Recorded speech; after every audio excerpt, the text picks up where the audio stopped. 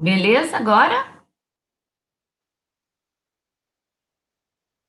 E aí, moçada? Só me dá um ok para a gente começar. Antônio, tudo bem? Então, Tudo bem. vamos ser felizes agora.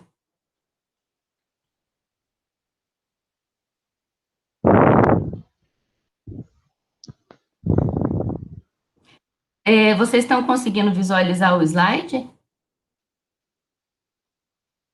Sim, Sim?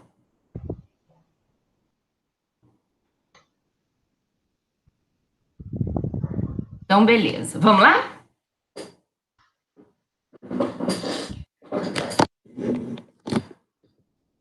Podemos começar? Antônio, será que todos estão me ouvindo? creio que sim. Tá? E vendo o slide, né? Eu tô ouvindo e vendo o slide. Tá bom. Então, vamos começar a aula. Bom dia, pessoal. Primeiramente, para quem eu não falei, felizes, alegres e saltitantes. Por enquanto, eu estou só com um slide aparecendo aqui, vou conseguir ler os comentários de vocês. Mas daqui a pouquinho a gente passa aí para algum momento de pergunta, de discussão, de comentário, tudo bem? Então, nós vamos começar, nós vamos falar de uma obra. Peraí, eu vou tentar fazer de um jeito que eu consiga pelo menos ler algum comentário, alguma coisa de vocês.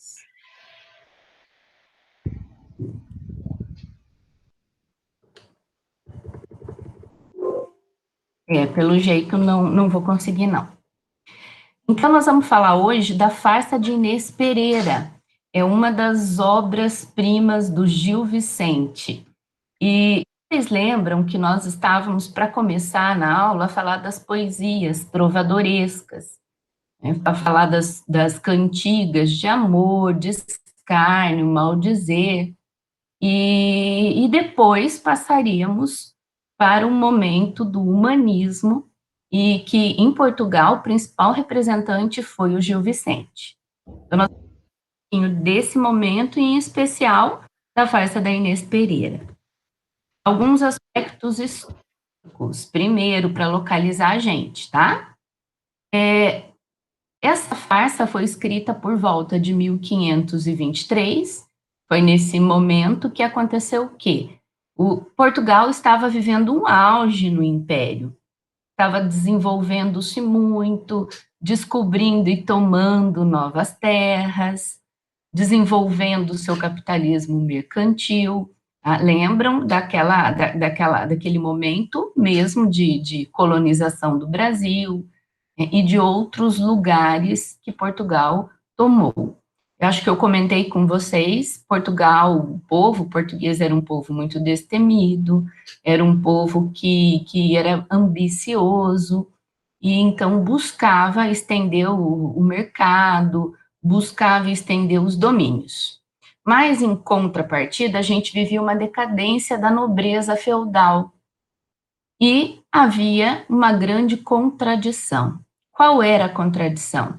Era Portugal rural versus a rica cidade da corte, no caso Lisboa. Então, nós tínhamos aí uma valorização do campo versus valorização da cidade. Aqui, o povo que nós considerávamos a plebe tentava obter ascensão social. Então, eles viram que por meio do trabalho, do mercado, da própria questão do capitalismo, o povo pobre teria condição de subir socialmente, de ascender socialmente. E enquanto isso, a nobreza feudal estava decadente. Eles queriam assegurar pelo menos o status, porque as heranças de família estavam cada vez mais raras, os títulos de nobreza eles tentavam segurar para segurar o status, mas, na verdade, boa parte dessa nobreza estava falida. E uma nova classe começou a surgir, que é o que nós chamamos de classe burguesa. Então, eles não são nobres, não têm o sangue azul, como diriam os mais antigos, mas eles também estavam se tornando poderosos. Por quê? Estavam trabalhando no comércio, eles estavam vivendo ali um momento do capitalismo, vendendo, comprando, ascendendo socialmente. Então, eles queriam também ter os mesmos recursos, as mesmas regalias e os grandes nobres. Nós temos aí uma aristocracia que enaltecia os velhos valores, os valores cavalheirescos, que era a origem do sangue, a fineza, boas maneiras, honra, coragem, os casamentos feitos por interesse, por trâmites comerciais, por troca de terras, por troca de títulos. Então, a aristocracia tentava se manter no poder e ainda segurar aqueles padrões antigos, aqueles padrões velhos, e para ganhar ou para segurar pelo menos o status. Tá? Então, esse era o perfil de Portugal naquela época, na época em que o humanismo chegou. Este movimento, ele firmou-se no momento do Renascimento. Ele ficou entre o trovadorismo, que a gente vai estudar um pouco mais na sala, com as cantigas trovadorescas, e entre o classicismo. O classicismo vai ser um momento importantíssimo com aquela leitura que vocês estão fazendo dos Lusíadas. Então, em que momento fica o humanismo? Entre o trovadorismo e o classicismo. Ele marcou a transição entre a Idade Média e o que nós chamamos de Idade Moderna. Então, estávamos saindo ali do século das sombras e adentrando os séculos das luzes. O homem era visto nesse momento como o centro do universo. Por que agora? Porque antes, somente Deus era visto como o centro do universo. A igreja manipulava muito as pessoas a acreditarem que ela não era nada no mundo. Então, eles viviam um regime do teocentrismo, Deus, né, como o centro do universo. Então, passaram a valorizar mais o homem, o racionalismo, o cientificismo. Nós iniciamos aí uma fase em que a valorização da ciência é muito grande. Nós temos também a demonstração da figura humana, com suas expressões, detalhes de proporção. Temos a descentralização do conhecimento. O que é isso? O conhecimento saiu da mão da igreja, que era extremamente fechada, e passou a pertencer às pessoas. Mas ainda a quantidade de pessoas que tinham acesso ao conhecimento era muito pequena, porque boa parte de Portugal não era nem mesmo alfabetizada. Então, era uma questão muito complicada e que demoraria um bom tempo. Continuando, a igreja, ela perde o monopólio do conhecimento. E uma das causas disso é o desenvolvimento da imprensa. Então, eu começo a publicar mais Bíblias, as pessoas mais comuns têm acesso a ela, as próprias pessoas começam a interpretá-la, a igreja também pede o poder de manipulação da interpretação desse documento, que é o documento bíblico, e as ciências vão expandindo-se. Ela teve o início na Itália, tá? Espera aí um pouquinho, eu vou voltar um pouquinho, porque parece que alguém está pedindo para entrar na aula. Um momento.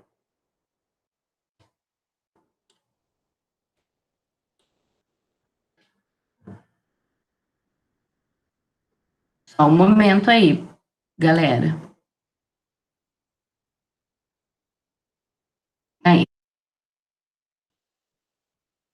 Aí, entrou mais alguns alunos, tá? Tranquilo?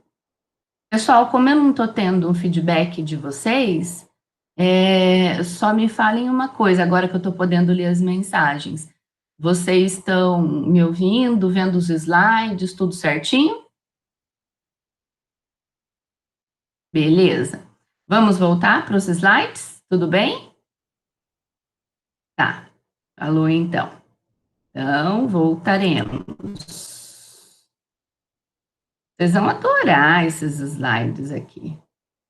Então, voltamos para cá. Tá? Estávamos falando da Itália no século XIV e o principal representante dessa época mundial era o poeta italiano Francesco Petrarca. Tá? É um desses bonitinhos aí, é o primeiro bonitinho que aparece na estátua. Tá? E um dos principais representantes, principalmente na literatura, é o Dante Alighieri, que é o outro bonitinho aí com cara de mal, e ele escreveu um livro maravilhoso, lido até hoje, inspira filmes, que é a Divina Comédia. Um dia, se vocês tiverem a oportunidade de ler, vale muito a pena. O amado vai em busca da amada que morreu, para dizer o quanto a ama, e para isso ele passa pelos 7 ciclos do inferno. Então, por isso que tem aquela expressão inferno de Dante, tá? Que é do Dante Alighieri. Mas vamos lá, para o Gil Vicente, quem era ele? Olha que moço bonito, simpático, tá? Olha o cabelinho dele, da hora, moderníssimo. Ele era considerado um dos maiores dramaturgos e poetas portugueses.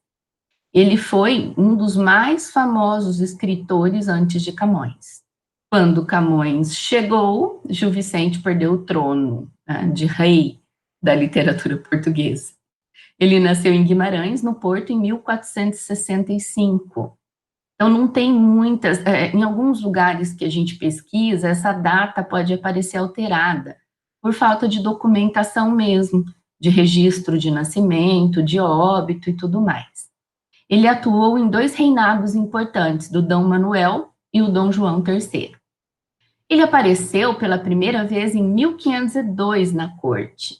Olha só que danado, né? Ele fez uma coisa maravilhosa, ele encenou a peça chamada O Alto da Visitação, ou Monólogo do Vaqueiro, no quarto para a rainha, na ocasião do nascimento do seu filho, do príncipe.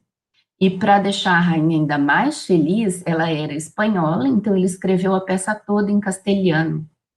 E o que dizia esse alto? Do que ele falava? Ele falava do quanto o povo fica feliz ao nascer um futuro novo rei. Então, era um vaqueiro, um homem simples, um homem do campo, que fala o quanto ele está feliz pelo nascimento da criança que será o futuro rei de Portugal. Então, ele sabia puxar um saquinho da hora, né, gente? Tranquilo. Aí ele conquistou Portugal e tornou-se o seu dramaturgo oficial. O que é uma farsa, gente? Olha, a farsa da Inês Pereira, tem vários tipos de farsa. A farsa é uma peça teatral. A característica principal dela é que ela é humorística. Ela trabalha com humor, muitas vezes aquele humor sórdido, humor negro, destaca exageros, faz caricatura das pessoas. O que é fazer uma caricatura? É quando você exagera nas características. Então, uma determinada pessoa tem algumas características e você exagera. Mas isso é para criar o tom de humor, o tom de sátira mesmo, de escárnio, de tiração de sarro. Ela não tem necessariamente, a farsa, um caráter moralizante. Muitas vezes não tem nada de moralizante, como a farsa da Inês Pereira. Não está ensinando nada de bom para as mocinhas que pretendem casar, necessariamente. Então, ele vivia aí num pequeno contratempo com os ideais religiosos. Tá? O porquê? Porque, inclusive, ele criticava entidades de caráter religioso.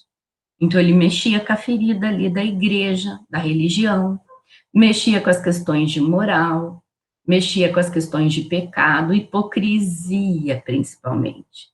Luxúria, que é a questão do sexo fora do casamento, do sexo de uma forma geral, tá? Entre qualquer tipo de pessoa, mas principalmente esse sexo fora do casamento. Trabalhava também com a questão da avareza, a pessoa muito avarenta, a pessoa que não quer gastar, a pessoa que se priva de inúmeras coisas para poder manter o dinheiro, mas também trabalhava com a questão da bondade, e uma crítica que ele adorava fazer era para a instituição do casamento, tá? Então, o casamento era um dos seus alvos. E a farsa da Inês Pereira? Olha a minha Inês, que linda. Ela era considerada uma típica pequena burguesa. Então, o que, que era o burguês mesmo? Era aquele pessoal que não era nobre, não tinha sangue nobre, mas que estava ascendendo socialmente, ou seja, crescendo socialmente, e queria um lugar de destaque na sociedade. Então, a Tereza desculpem, a Pereira, a Inês Pereira, é bem o perfil dessa pequena burguesa, porque ela despreza a vida rústica do campo. Ela não quer viver no campo, ela não quer fazer afazeres domésticos, ela não quer trabalhar, ela quer viver com glamour, ela quer viver com luxo, ela quer viver tranquila, quer ser muito bem tratada. E para a mulher naquela época, gente, não tinha muitas opções. Ela não podia se formar, estudar, ter uma profissão. Então, a chance dela sair daquela vida que ela não queria era conseguir um casamento. E pelo casamento, ela conseguiria uma ascensão social. Então, naquela época, para a mulher, era muito complicado. Então, o casamento era a única saída para quem não nasceu rico e nem nobre. E ela não tinha escrúpulos, não. Ela queria escolher o marido por interesse. Então, ela não tinha aquela questão de que se ama, se não ama, ou que ela vai estar dando golpe do baú. Ela não tinha nenhuma perturbação com isso. Dizem as más línguas que ela é uma espécie de precursora do movimento feminista. Aí vocês podem pesquisar um pouco mais. Porque pensa numa mulher por volta de 1500, com toda essa audácia que ela teve, né? Então, vamos pensar mais nisso. O Brás da Mata, que foi o primeiro marido dela, ele representava aquela camada social decadente. Aquele homem que imita os trejeitos dos superiores. Ele era um cavalheiro, se colocava como heróico, como educado, um verdadeiro gentleman, mas era um cara degradante, não tinha tanto dinheiro quanto falava que tinha. Ele era um escudeiro do exército do rei e presunçoso, ele se achava. Então, ele era a caricatura de todos os tipos de escudeiro que se achavam por pertencer ao exército do rei. E o que na verdade, ele queria? Uma escrava em casa. Alguém que lavasse, passasse, cozinhasse, cuidasse da casa dele, cuidasse dos bens dele, e que não falasse nada, que fosse bonito e servisse para manter contato sexual. Então, ele era extremamente machista. E o Pero Marques, gente, vocês não ficaram com dozinho dele? Ele era um homem rico, ele era um fazendeiro, mas era uma pessoa super rústica, simples. Ele tinha um repertório inculto. Eu acho que vocês deram muita risada quando leram as coisas que ele falava, apesar de ser uma linguagem muito antiga, e isso já causar um estranhamento na leitura, a linguagem dele era muito mais chula. Ele não era bonito, mas ele era uma pessoa boa e ingênua, e realmente queria uma mulher, uma companheira ao lado dele. E nós temos aí o ermitão, olha que gatão, era considerado um falso monge. Ele declarava ter se tornado um ermitão por ter se desiludido amorosamente. Então, ele sofreu grandes desilusões e buscou ficar afastado do mundo, rezar, por uma desilusão amorosa. Ele mora na rua, ele não tem emprego, finge ser um servo de Deus, ele adorava dormir em cavernas, e lá que ele tinha os encontros amorosos com a Inês. Então, ele foi o namorado dela, o amante dela, depois do segundo casamento. E era considerado um excelente amante. Tinha um bico doce, né? Falava palavras lindas, encantava a Inês, extremamente sedutor. Qual que era o enredo aí? Essa peça de teatro, essa farsa, era constituída por 30 cenas, com começo, meio e fim. O bacana é que ela é dividida em 3 partes. A primeira é a Inês fantasiosa. Então, era o que a Inês sonhava para a vida dela, o que ela fantasiava, estar muito bem casada, ser bem tratada, ter servas para lhe ajudarem, ela não precisar fazer afazeres domésticos. Ela queria que o marido a levasse para as festas, cantasse, tocasse, fosse um cara bonitão. E a segunda parte é Inês mal-maridada. Gente, olha que título. Ela é mal-maridada, tem um mau marido, fez um péssimo casamento. E a terceira parte, Inês kit e desforrada. Oh, meu Deus! Aí ela arruma alguém que realmente faz toda a vontade dela. Né? E ela tira a desforra da situação. É uma peça, né, uma espécie de teatro poético, é composto de 9 versos, e é o que a gente chama de redondilha maior. Tá? Então, são estrofes com 9 versos cada uma, e escrito com 7 sílabas poéticas. O espaço, ele é meio indeterminado. Nós temos aí um povo, né, que morava mais ou menos ali naquela região, pelos costumes da época, e que almejava ter uma vida mais tranquila, né, uma pequena burguesa que queria parar de viver trabalhando e almejava uma vida melhor. E o tempo, mais ou menos ali por volta do século XVI. Qual que era o grande tema da farsa? O casamento por interesse. A Inês queria livrar-se das obrigações domésticas. Tá? E essa obra, essa farsa, ela tem inserida dentro dela algumas cantigas. Vocês podem ver que em alguns momentos a Inês canta, o Pero Vaz canta. Tem algumas cartas que o Pero manda para ela manda para o Pero. Tem alguns ditados populares da época, tantos que a gente não entende, não conhece, que não se usam mais ou que foram adaptados para o nosso momento. E o que a Inês quer? Ela busca, no primeiro momento, a ajuda de uma casamenteira chamada Leonor Vaz.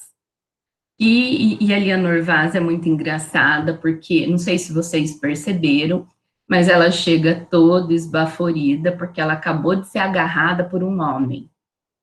E ela chega, né? Ai, meu Deus, eu fui agarrada por um homem, ele queria me pegar, e meio esbaforida ali, mas assim, no fundo ela até gosta do pega, sabe? Dá a entender isso, é uma cena muito cômica.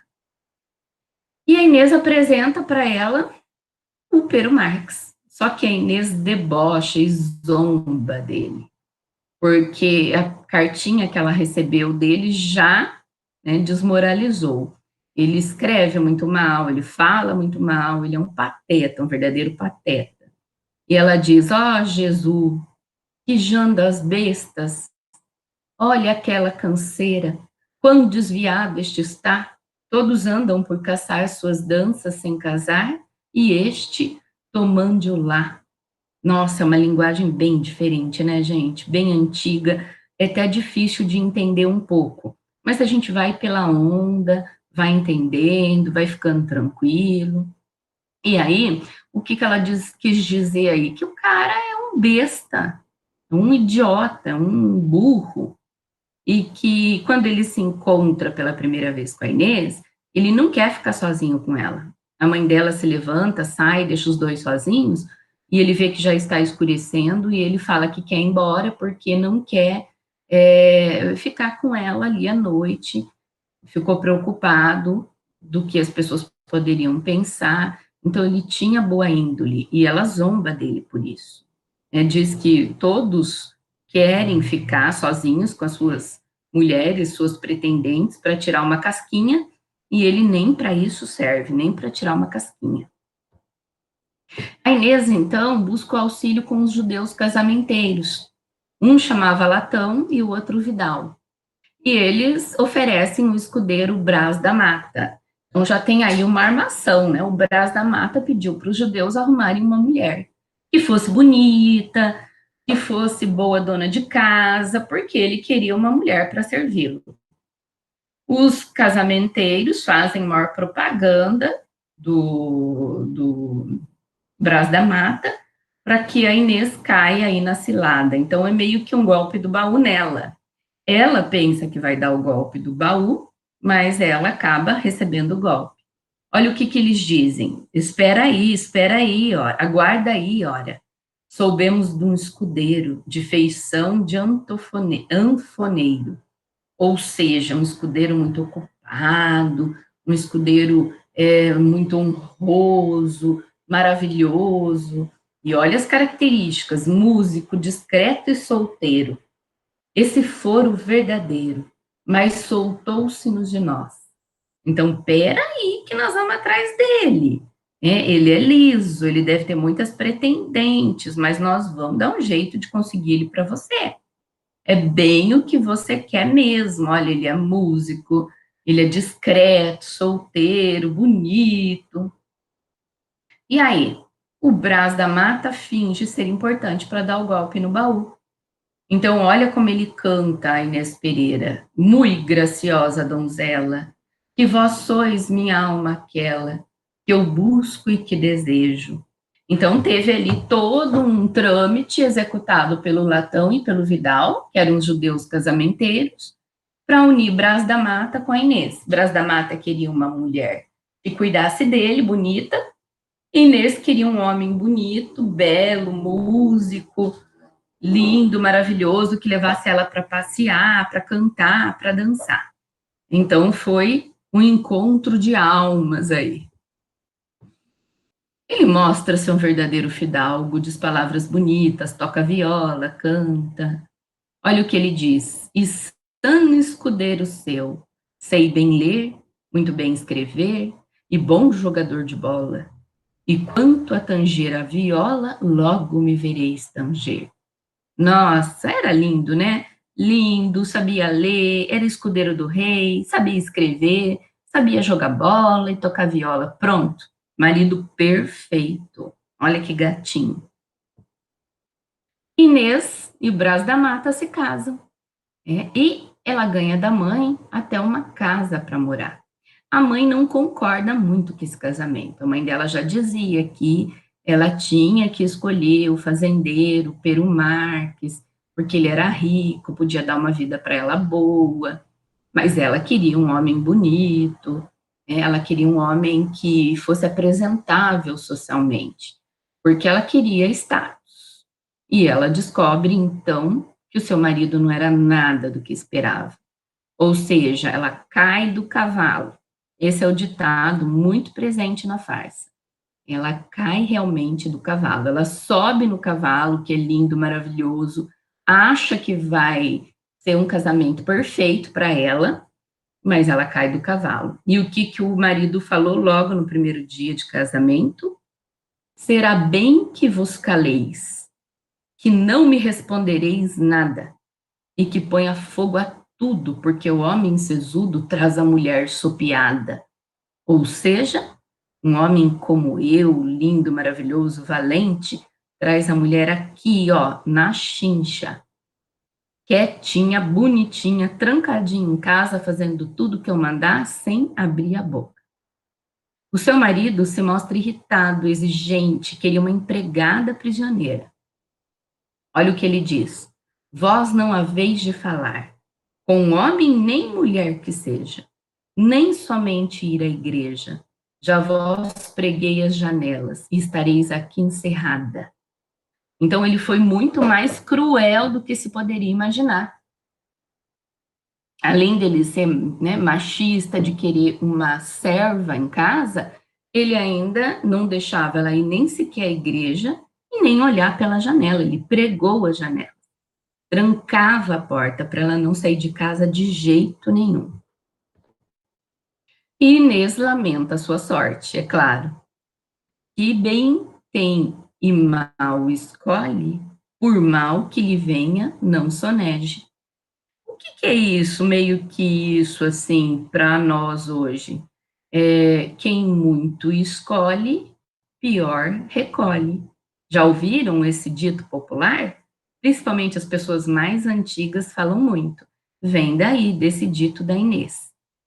Mas acontece que o Brás da Mata foi lutar na guerra e ele morre covardemente em batalha. Um mouro apenas o matou. Ele sai correndo para se livrar da morte, e um mouro, que eram seus inimigos, o mata. E olha o que ela diz: se eu por ele ponho dó, o diabo me arrebente, pera mim era valente, e matou um mouro só. Ou seja, ele morreu de uma forma covarde, morto por um homem só. Se ele estava em batalha, ele teria que matar um monte, né, e não morrer espetado pela lança de um. E o moço, que é o funcionário dele, vai contar para ela, vai ler uma carta que o irmão dela manda, dizendo que o seu marido morre. E ela fica extremamente feliz.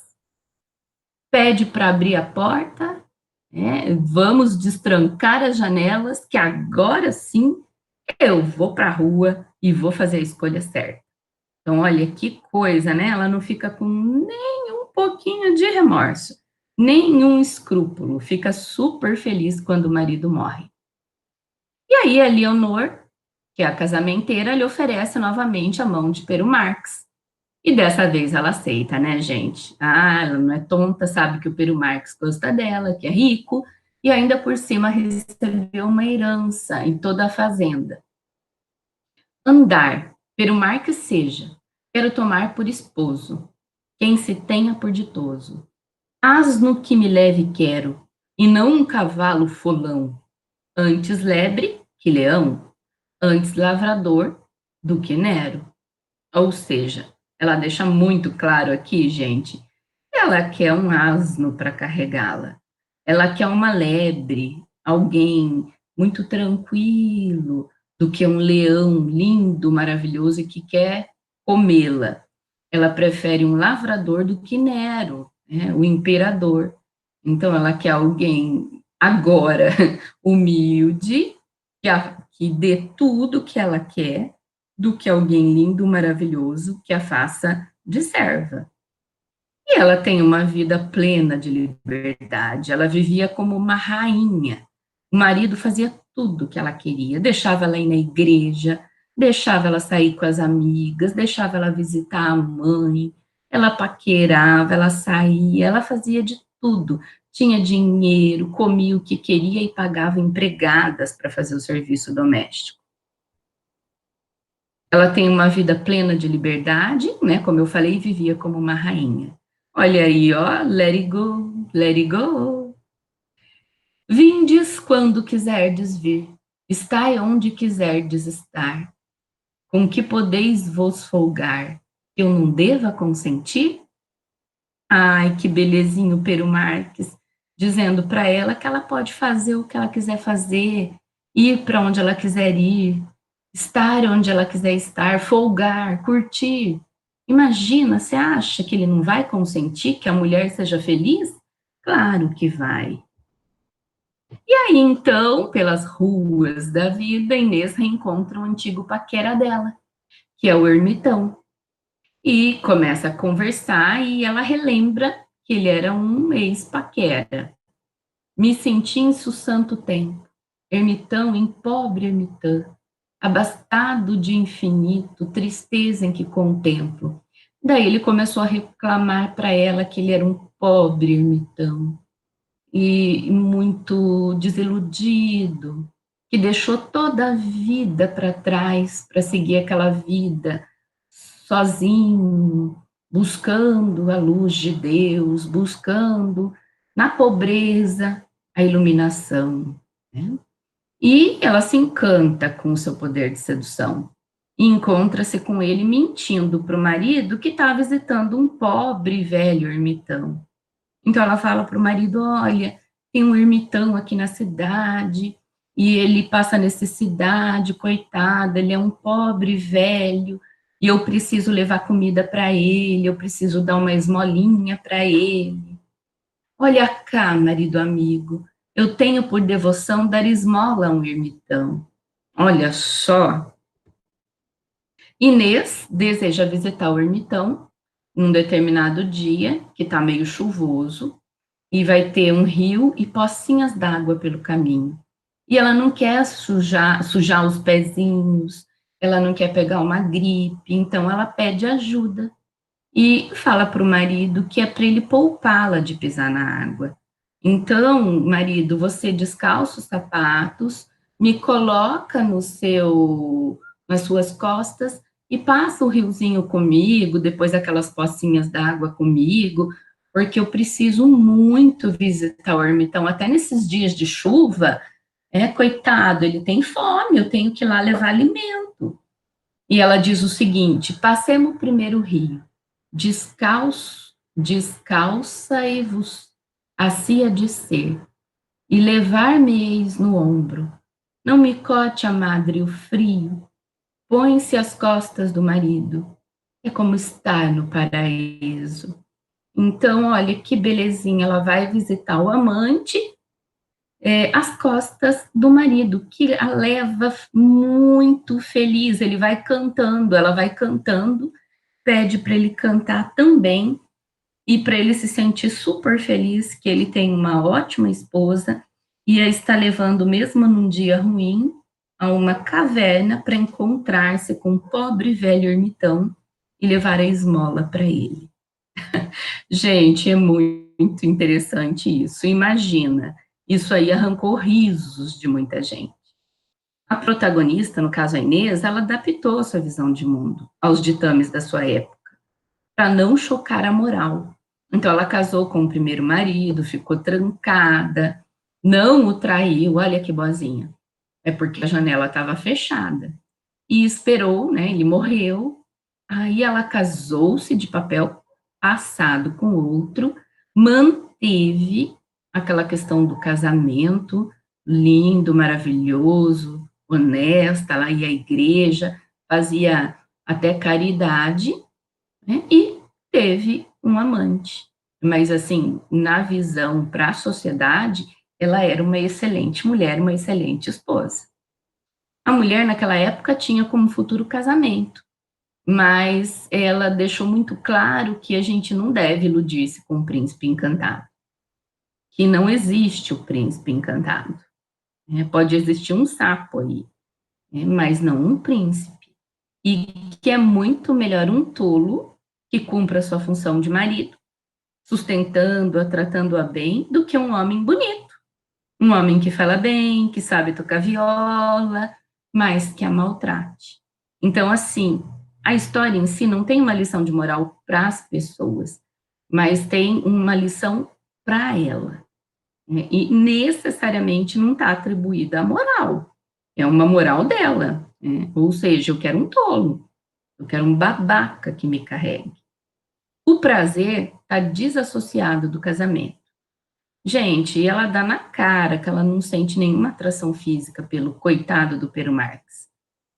Que ele é um sonso, um bobão, um tolo para ela, um parvo, mas que ela encontra depois no ermitão aquele homem sedutor que dá prazer sexual para ela. Então dá para viver tranquilamente assim. Eu tô casada, mas ao mesmo tempo eu posso satisfazer o meu prazer carnal com outro homem. E para ela isso era tranquilo, tá?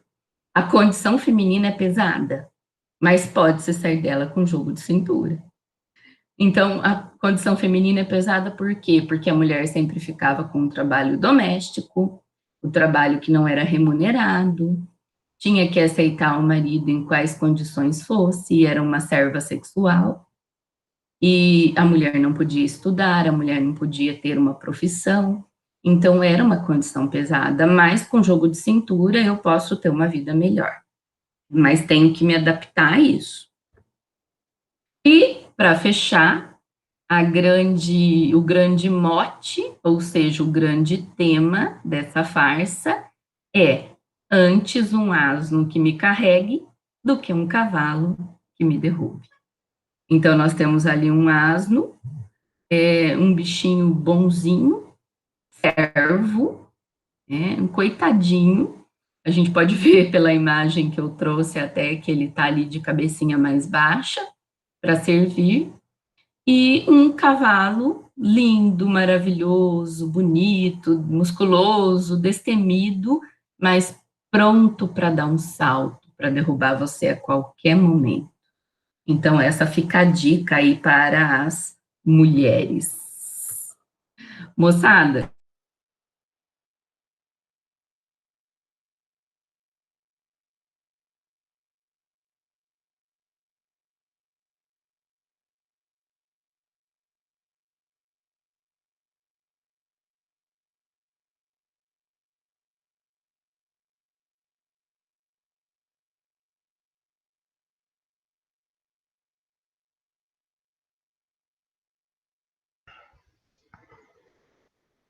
Aguenta a mão que ela já tá voltando.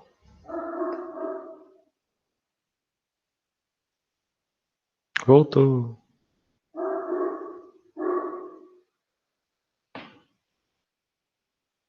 Juliana, seu microfone está desligado. oi, estão me ouvindo? Oi. Sim, acho que você desfechou tudo, acabou fechando até a apresentação. Tá, mas agora eu terminei a apresentação, agora eu queria discutir com os alunos. Será que a gente Tá. pode o microfone deles? Para discutir, se não falar todo mundo ao mesmo tempo, acaba atrapalhando um pouco. Tá, a gente tenta manter uma ordem, então. O que que você acha? Bom, não sei, veja o que você acha melhor. Eu ia até avisar que eu vou ter que sair porque eu vou encaminhar outra aula que vai acontecer Tá, agora, tá bom? excelente, Depois excelente. lembre-se só Mas deu de para ir até o terminar a fim gravação. dos slides, né, Antônio? Eu imagino que sim. Eu tava Tá, conversando outras coisas aqui, não tava, tá. desculpa, até não tava participando da aula, professor. Não, não, tudo bem. Agora eu vou ver se eu consigo deixar o microfone deles liberado. Se você quiser, inclusive, parar a gravação para ficar discutindo, não Tá, tem problema. Às tá. 10h30, acho, se não me engano, eles têm outra aula, tá? De Ah, biologia. tá. Então não posso demorar muito também. Tá bom? Obrigado, professora. Lembre-se Tá de bom. terminar